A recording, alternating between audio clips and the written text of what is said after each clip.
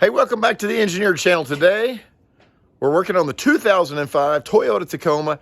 It has the dreaded check engine light. Come on back and see and figure out what it is and fix it.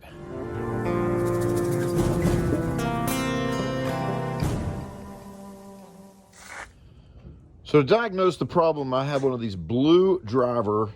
It's a little Bluetooth OBD plug-in device. Okay. And there's a little app you download for it. And I think this is about 20 or 25 bucks on Amazon. And it'll read the codes for you. So let's see what it says. So on a 2005 Tacoma, the OBD2 port is right under the dash, right there. So all you have to do to read these is just put your key in and turn the key on.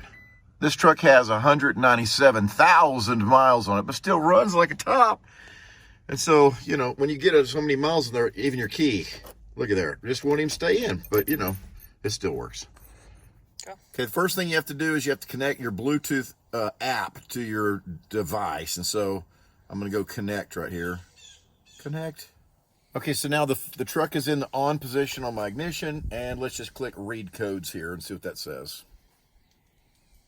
Scanning. Okay, here's our codes. We got an 0441 EVAP system incorrect purge flow, which is probably the EVAP purge valve stuck open. EVAP control system leak detected, gross leak, which would be a valve stuck open. An EVAP system incorrect purge flow, an 0441, an 0455, an EVAP control system leak, an 046. It sounds like the EVAP system is at fault here. So the EVAP system, what that is a system that takes the fumes, the gas vapors from your fuel tank all the way back through your whole system. But what it does is it sends those fuel vapors that are on top of your fuel all the way back to your engine so they can be burned. And there's a little valve. I happen to have one here. This is an EVAP Purge valve that opens and closes that allows that vapor to go back into the engine to be reburned. So it's a part of the small control system. It can cause certainly your check engine light to come on, but it'll also cause kind of a rough idle, and it may cause a slight decrease in fuel economy. You can drive it with this light on. It will not hurt the vehicle, okay? But it just makes it run a little bit rough, and I don't like the light being on. So I'm going to fix one of these. I got one of these at AutoZone. Here's what it looks like, okay? It's got one 10mm bolt that holds it on there. It's got one electrical connection, and it's got two vacuum hoses on there. One's a supply, one's a return, and that's it. And so let me show you how to put this on. Maybe that'll clear our light. Heavy. Okay, this valve is located right here.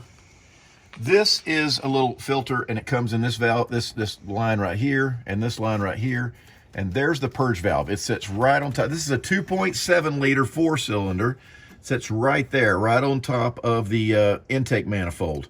Okay, so there's just one bolt right there that holds it on. Everything's super easy to get to. This should take about 2 minutes to change out. So this has little spring clips that hold those hoses on. The best way to do that is with a pair of regular pliers. And you'll pinch that spring clip, right? And as you pinch that spring clip, then you can move that clip out of the way just like that. And then wiggle that hose, should come right off, no problem. Okay, now we're gonna repeat that for this top hose here. So let's, again, mash that spring clip, pull that up, wiggle this hose, wiggle, wiggle, wiggle, there you go. The last thing to do is to take off this electrical connector, which has got a little clip on the back of it. Push that in, pull up, that's it. Let's take that one bolt off, and I think we'll be there.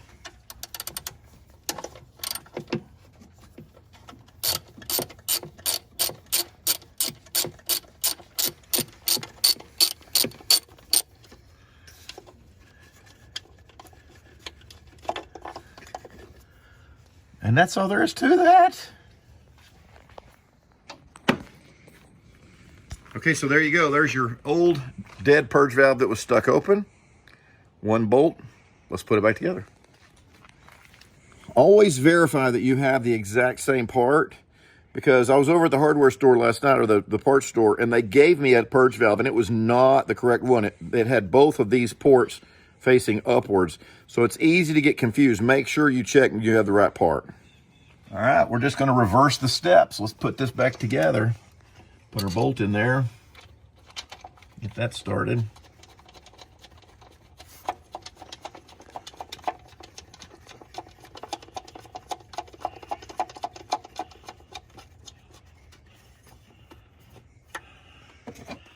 Tighten that up.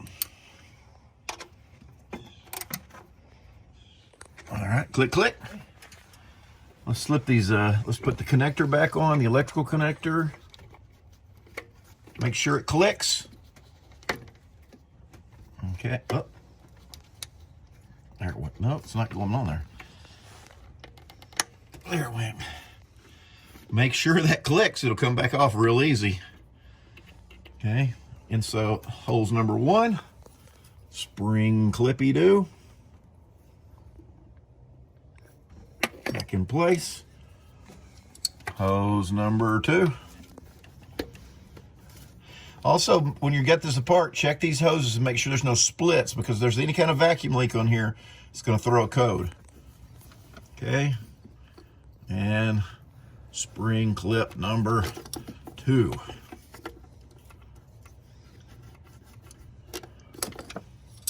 And that's it. Okay.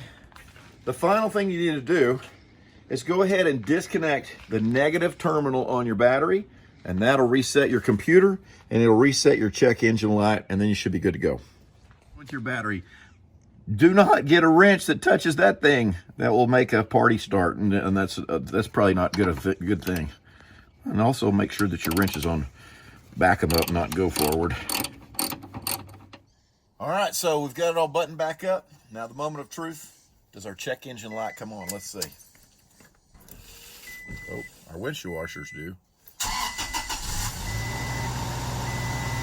Hey, hey, hey, hey.